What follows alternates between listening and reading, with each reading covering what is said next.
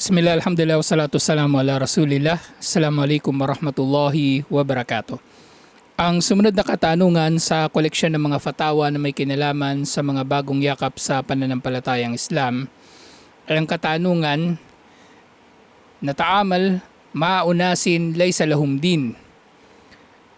Ang nagtanong kay Sheikh Abdullah bin Jibrin na meron daw silang mga pinakikisamahan na mga tao na wala silang relihiyon.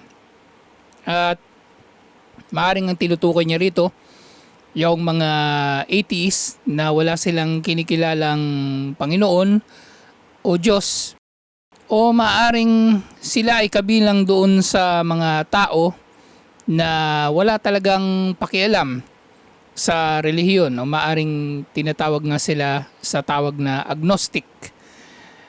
At sinabi dito sa katanungan, ya'budunan nar wal bakar wa qad qala Allahu fihim innahum rijzun wa najas. Na ang iba naman sa kanila ay sinabi dito sa tanong na sumasamba sa apoy, sumasamba sa baka, samantalang sinabi ni Allah subhanahu wa ta'ala na tunay na sila ay marumi. Na dito, sinabi niya sa unang bahagi ng kanyang tanong na mayroong mga tao na pinakikitunguhan nila na mga walang relihiyon. Na maaring tinukoy niya rito na walang relihiyon, itong mismong mga tao rin na ito na sumasamba sa apoy at baka. Dahil para sa kanya, para doon sa nagtatanong, ay walang relihiyon ng mga tao na ito na sumasamba sa apoy at sa baka. At sa pangalawang bahagi ng kanyang tanong, sinabi niya, "Fama mahiya hadihin najasa."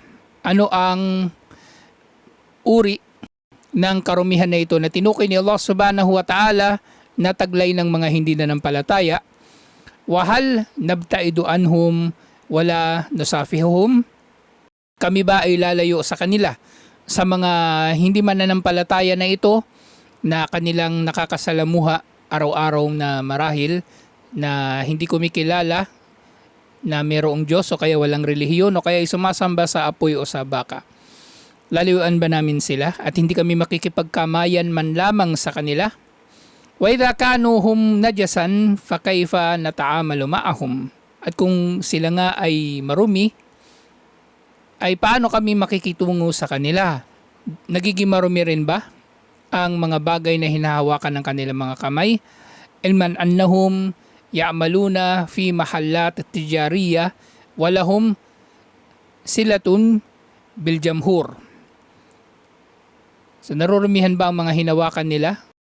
Samantalang nalalaman natin na sila ay nagtatrabaho sa mga tindahan at sila ay mayroong ugnayan sa iba pang mga tao sa lipunan. Arjul ifada.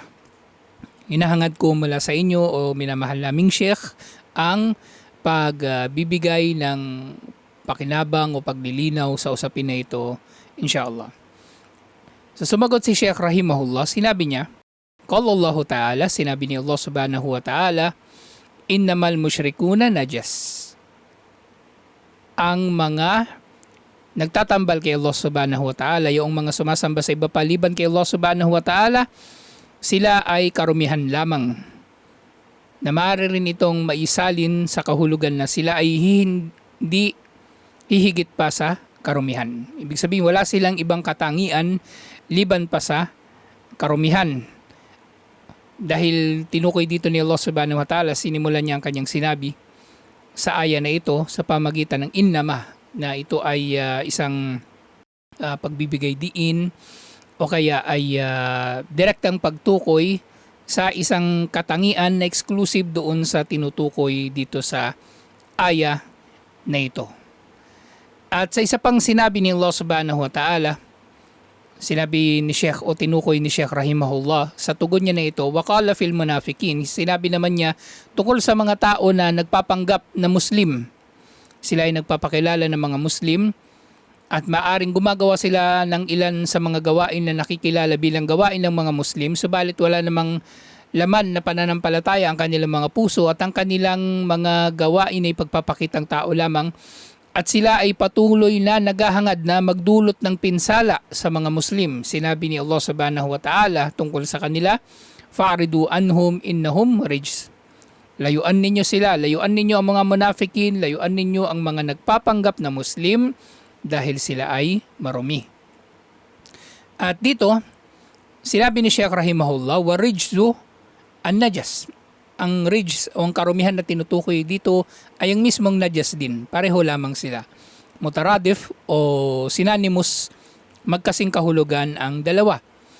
Lakin najazatuhum ma'nawiyah. Subalit ang karumihan nga nila na tinutukoy dito sa Quran at karumihan nila tuwing nang matutukoy ang kanilang karumihan pagdating sa kanilang mga paniniwala o pananampalataya ay ma'nawiyah. Ibig sabihin hindi ito physical na karumihan. Wahiya dararahum wa syarrahum wa fasaduhum. At ang karumihan na ito ay ang pinsala na dulot nila at ang iba pa nilang mga kasamaan na ikinakalat sa lipunan, lalong-lalo na laban sa mga mananampalataya.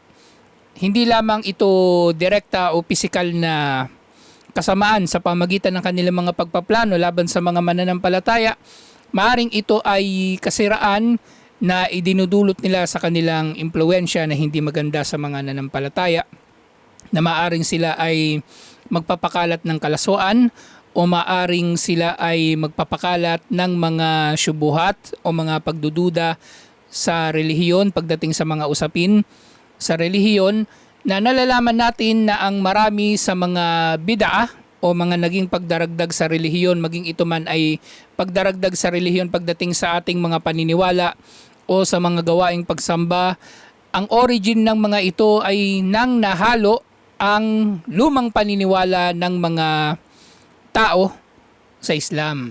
Halimbawa niyan, hinalo nila ang paniniwala sa pagdiriwang ng birthday, kaya nagkaroon ng mga Muslim na nagdiriwang ng birthday ng kahit ng birthday ni Propeta Muhammad sallallahu alaihi wasallam.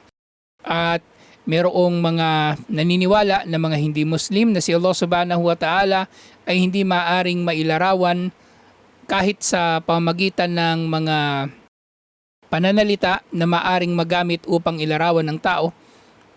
Ibinabawal nila ito, kaya nagkakaroon sila ng pagtakwil sa mga pangalan at katangian ni Allah subhanahu wa ta'ala na nahawig sa pangalan lamang sa mga pangalan at katangian ng mga tao, katulad ng kamay at mukha ni Allah subhanahu wa ta'ala. Tinatakwil nila ang mga katangian na ito dahil sinasabi nila ang mga katangian na ito ay matalinghaga sa kahulugan nito at hindi ito kamay at mukha talaga ni Allah subhanahu wa ta'ala. Pero tayo sa Ahlus Sunnah wal Jamaa ay naniniwala tayo na kapag tinukoy ni Allah subhanahu wa ta'ala ang kanyang kamay at mukha, ito ay totoong kamay at mukha. Yun nga lang, hindi natin alam kung anong itsura nito, paano ito gumagalaw, paano ito kumikilos, anong mga katangian nito, dahil walang anumang uri ng pagtukoy o paglalarawan sa mga pangalan at katangian ni Allah subhanahu wa ta'ala liban na lamang sa kung ano ang natukoy sa Quran at sa hadith ayon sa pag-unawa ng naunang henerasyon ng mga Muslim, lalong-lalo na ang mga sahaba radiyallahu anhum at ang sumunod na dalawa pang henerasyon ng mga Muslim. So ganito tayo umuunawa sa usapin na ito, alhamdulillah. Na yun nga, maaaring magdudulot ang mga hindi mananampalataya ng masamang impluensya sa mga mananampalataya. Pero dito, sa pagbabalik natin sa pagtalakay nito, sinabi ni Shaykh rahimahullah, فَأَمَّا أَبْدَانُهُمْ إِذَا كَانَتْ نَظِيفَةً فَلَا يُقَالَ إِنَّهُمْ نَجَاسَةً.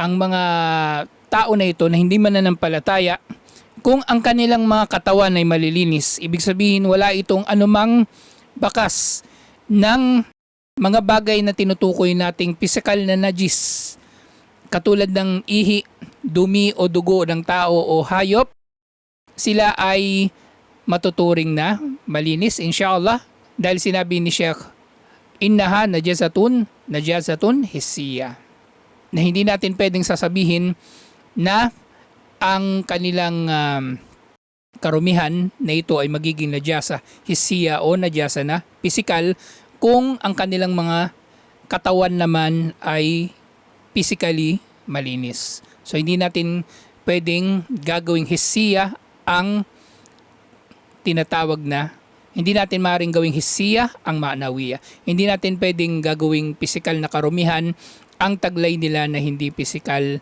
na karumihan, o maaari nating tawaging spiritual na karumihan sa kanilang mga paniniwala at mga gawaing pagsamba.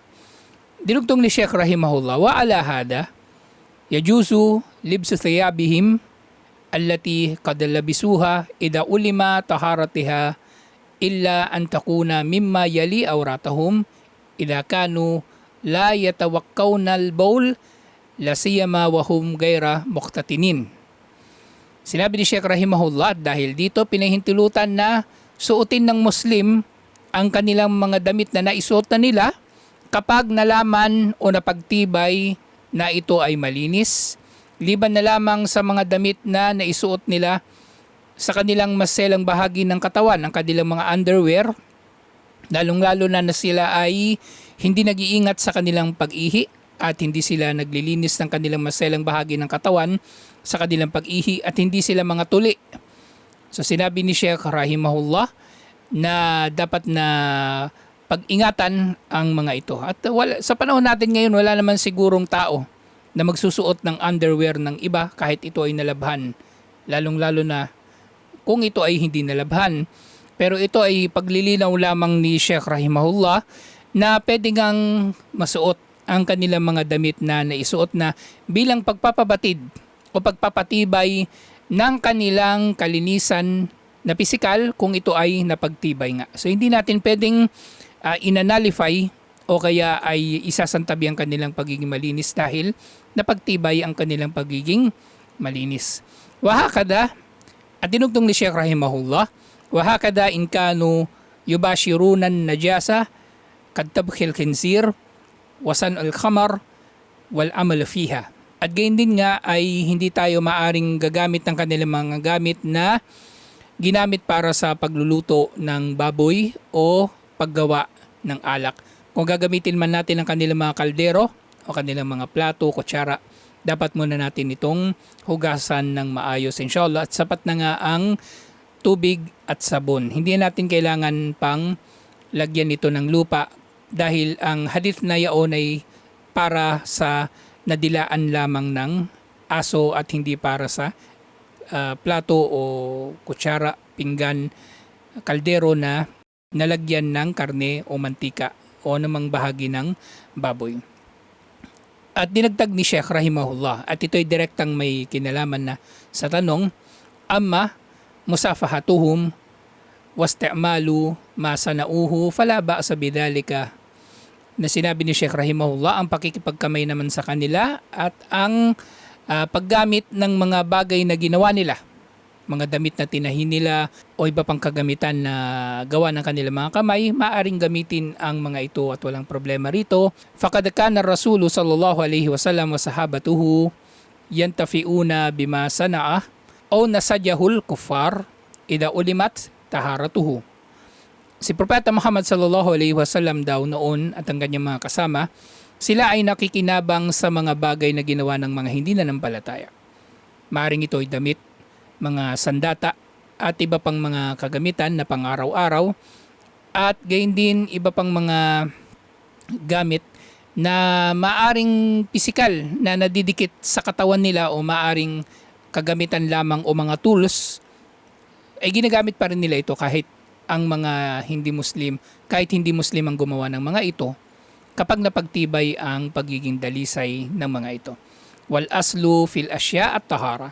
At ang orihinal na hatol sa anumang bagay ay ang tahara. Ibig sabihin ni Sheikh rahimahullah, kung hindi napagtibay ang pagiging najis ng anumang bagay, ay nananatili itong tahir o dalisay na may tuturing alhamdulillah. So ito ang naging paglilinaw ni Sheikh pagdating sa usapin nito. Alhamdulillah, hanggang dito na lang. Wassalamualaikum warahmatullahi wabarakatuh.